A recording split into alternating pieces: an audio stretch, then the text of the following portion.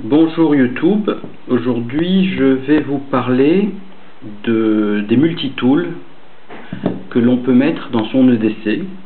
Donc des multitools qu'on peut utiliser tous les jours sur soi, soit pour une situation normale d'utilisation d'un outil, soit en cas de survie bien sûr. Donc j'utilise moi deux types de multitools en fait qui dépendent de la taille. J'ai le petit multitool qui, on verra ce qu'il y a dessus, qui est petit, qui tient dans un EDC, et le multitool un peu plus gros, hein, on voit la taille et le poids, que lui je vais mettre plutôt dans un sac à dos, ou oui, dans un sac à dos, voilà. Donc celui-là, c'est le Leatherman Juice S2. C'est celui que je mettrai plutôt dans un sac à dos. Alors bien sûr ensuite il y a les Leatherman Wave qui est impressionnant et lourd, bon, mais qui est trop gros pour à mon goût. Donc le Leatherman Juice, il a une pince qui est coupante aussi, hein, qui est coupante.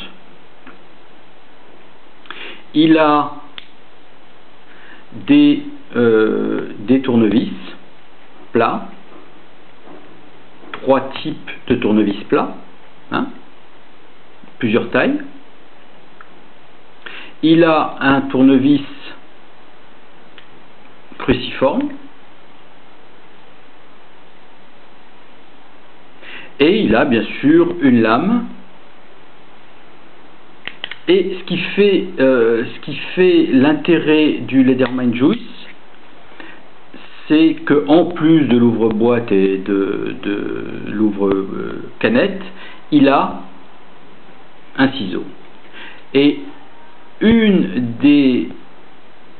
des outils les plus utilisés en EDC, c'est la paire de ciseaux, qui sert à se couper les ongles, à découper une compresse, à découper de la cordelette, petite hein, cordelette.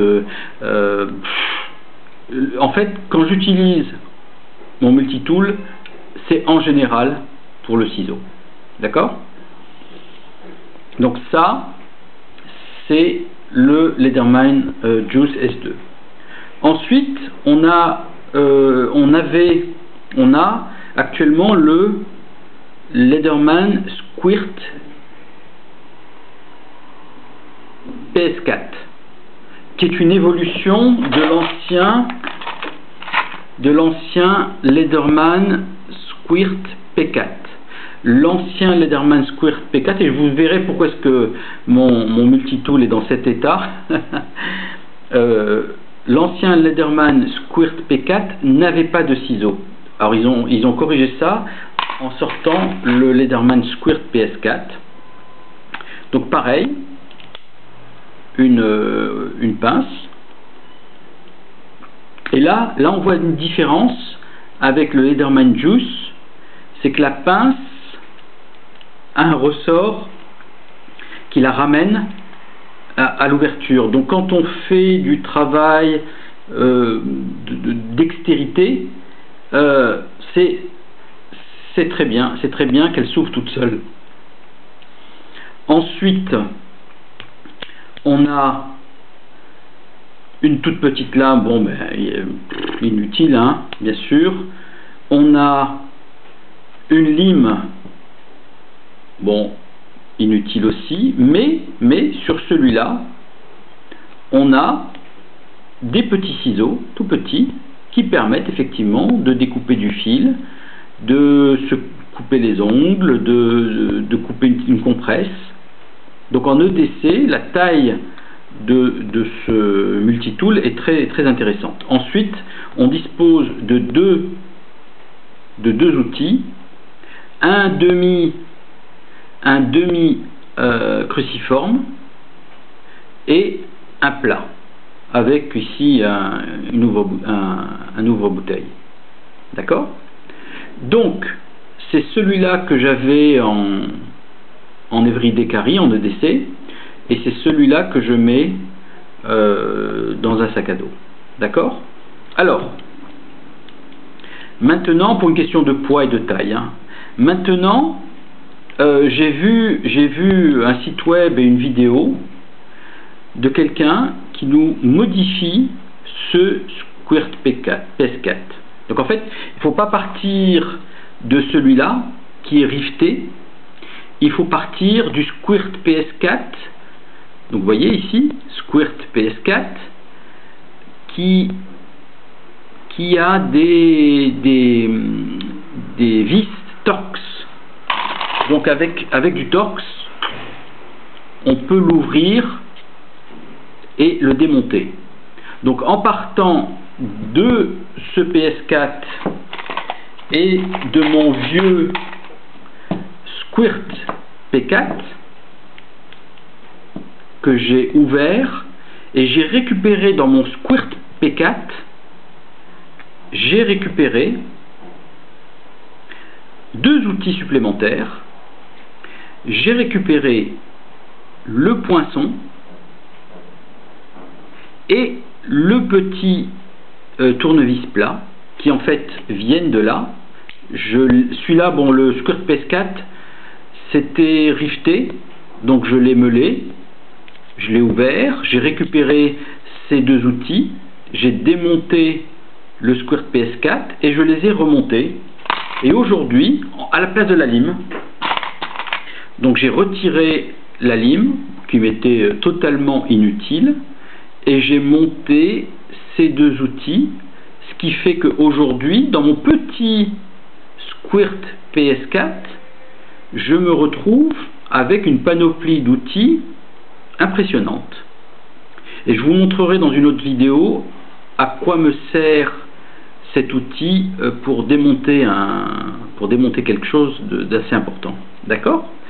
Donc, on enlève la lime, on met les deux outils supplémentaires et on se retrouve avec un Frankenstein de Squirt PS4 qui a 4 outils, une petite lame, je suis en train de chercher par quoi je peux la remplacer, un petit ciseau, avec bien sûr toujours ressort de retour, et une magnifique pince,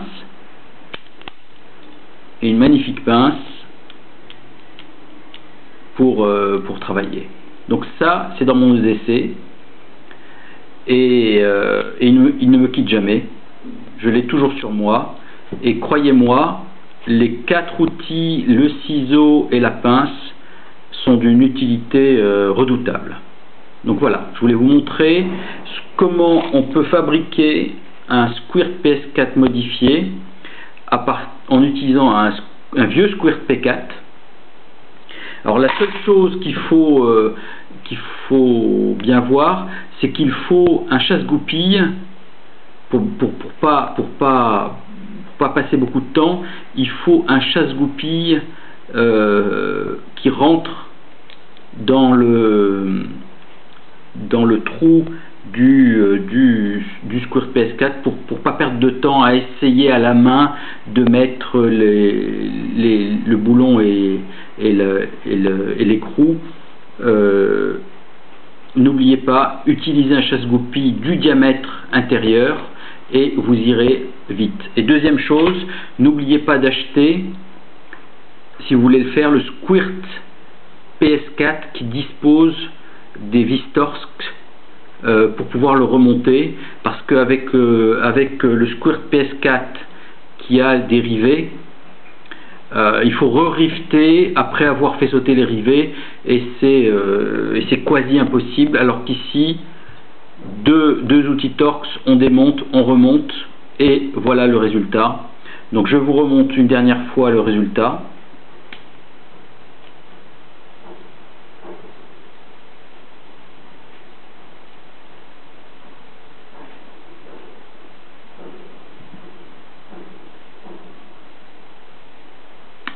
Merci à tous sur YouTube.